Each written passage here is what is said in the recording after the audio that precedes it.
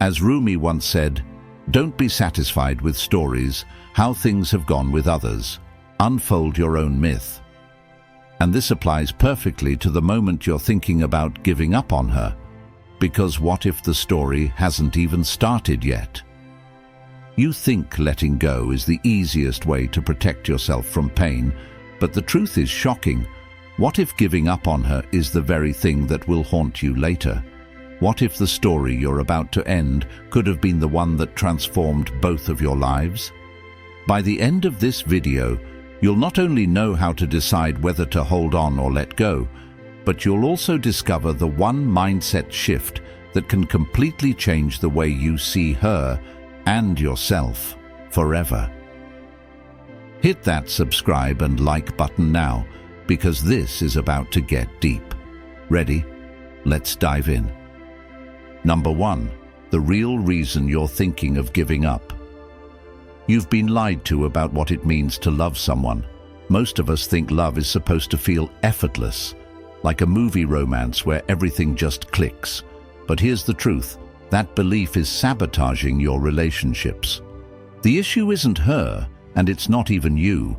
It's the unrealistic expectations we've been programmed to believe. Social media shows us the highlights of perfect couples. Rom-coms make us think love is all about sparks and grand gestures, and nobody talks about the real work that makes love last. When things get tough, your brain's survival mechanism kicks in, whispering, "Maybe this isn't right. Maybe I should move on." This is called the grass is greener fallacy, the psychological trick that convinces you something better is waiting around the corner. But here's the twist.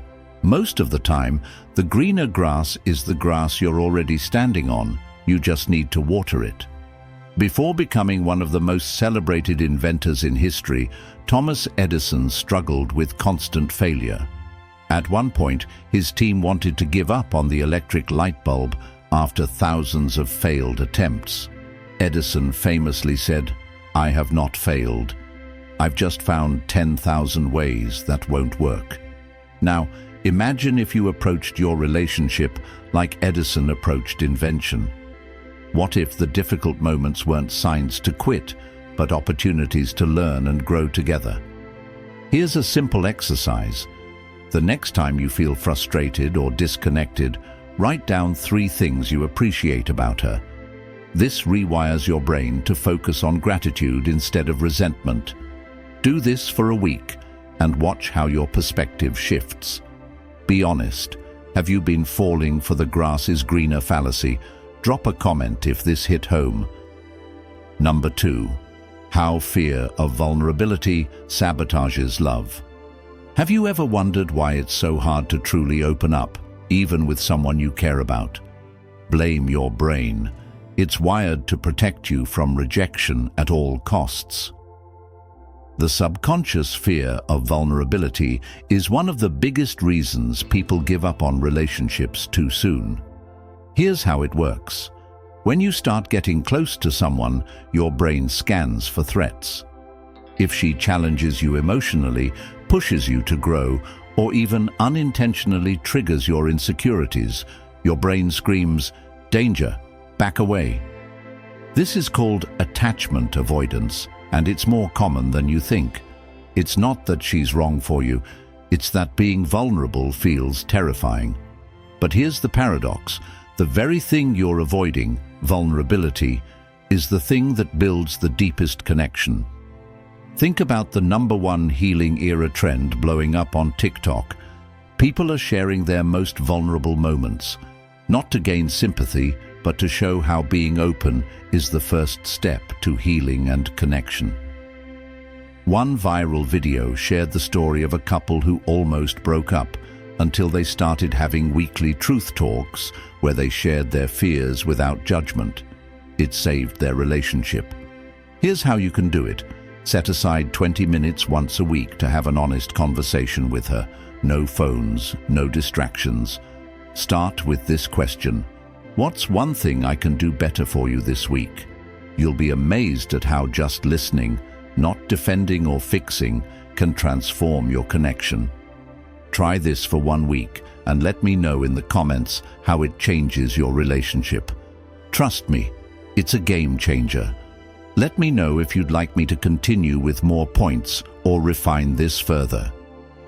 Number 3. The power of patience in relationships. In the words of the Stoic philosopher Seneca, how much better to heal than to seek revenge from injury. But what if, in your relationship, healing is about patience, not just with her, but with yourself? Impatience is a silent killer of relationships. We live in a world of instant gratification, fast food, one-day shipping, swipe-right dating apps.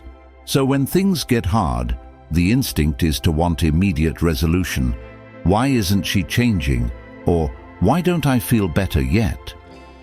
But the truth is, emotional growth doesn't happen overnight.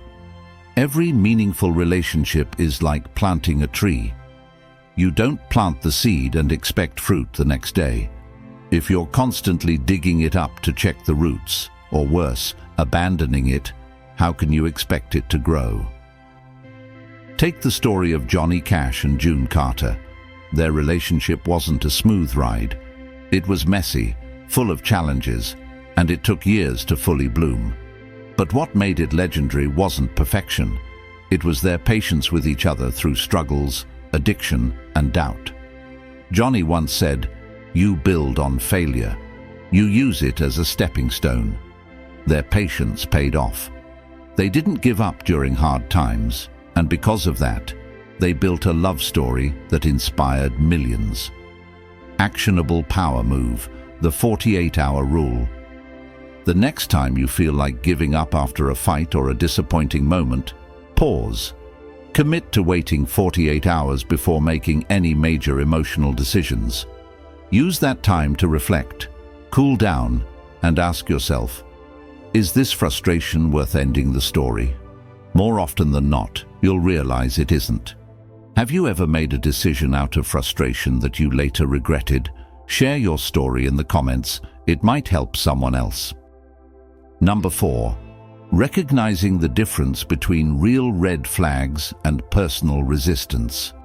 If you don't know the difference between a red flag and your own emotional baggage, you might be walking away from the best thing that ever happened to you. One of the biggest mistakes people make in relationships is confusing discomfort with danger. Here's the truth. Not every moment of conflict is a red flag. A red flag is something serious, like toxic behavior, dishonesty, or disrespect. But sometimes what we call red flags are just growing pains, moments where you're being challenged to confront your own fears, insecurities, or unrealistic expectations. This is where confirmation bias comes into play. If you're looking for reasons why a relationship won't work, your brain will find them, even in places where they don't exist. But if you shift your mindset to look for reasons it can work, everything changes. Real-world example: modern relationship trends. Think about the buzz around self-sabotage on Instagram and TikTok. So many people are realizing they left relationships not because the other person was bad, but because they refused to face their own issues. One viral tweet said it best: "Sometimes it's not a red flag. It's just a mirror showing you what you need to work on." Here's how it works. The next time you notice something that bothers you about her, ask yourself, is this a reflection of her actions or my own insecurities? Write it down. If it's truly a red flag, you'll know because it violates a core value. But if it's about your fears or past trauma, it's a sign to dig deeper into yourself. Let's get real. Are you guilty of confusing discomfort with red flags? Type red flag in the comments if this resonates. Number 5. The one thing she needs from you more than anything. Meet James. He thought he was doing everything right in his relationship. He showed up, he was loyal, and he cared deeply. But after a heated argument one night, she said something that stopped him in his tracks. "You're here, but you don't really see me." That one sentence changed everything for him, and it might for you too. Most people assume love is about actions, buying gifts, showing affection, or spending time together. And while those things matter, they're not the foundation of a lasting connection. What she craves most isn't your presence, it's your attention. Here's the kicker. Attention doesn't just mean listening or nodding along when she talks. It means truly seeing her, the way she feels, the dreams she hides, and even the struggles she doesn't say out loud. When she feels invisible, cracks start to form in the relationship. This is tied to emotional validation, a psychological need that's often overlooked but critical in every human connection. Without it, even the strongest relationships falter. James took his girlfriend's words to heart and started practicing what's known as active presence. Instead of just being there, he began asking deeper questions, paying attention to her body language and noticing when something felt off. One day she told him, "For the first time, I feel like you actually know me." That moment saved their relationship, and it can save yours too. Here's an exercise you can try. During your next conversation, focus fully on her. No phone, no distractions. Use these 3 steps. 1. Observe, notice her tone, expressions, and body language. 2. Reflect. Repeat back what she says in your own words to show you understand. 3. Ask. Follow up with a question like, "How did that make you feel?" This creates a safe space for her to open up and for you to connect on a deeper level. Try this for one conversation and let me know how it goes. Drop a comment if you're ready to truly see her. At the end of the day, relationships aren't about perfection, they're about persistence. It's not about who's right or wrong, but about who's willing to grow together, even when it's hard. So before you give up on her, ask yourself, is this the end of the story, or just the beginning of a new chapter? If you found this valuable, hit that like button and subscribe for more insights that can transform your mindset and relationships. Keep believing in love, and I'll see you in the next one.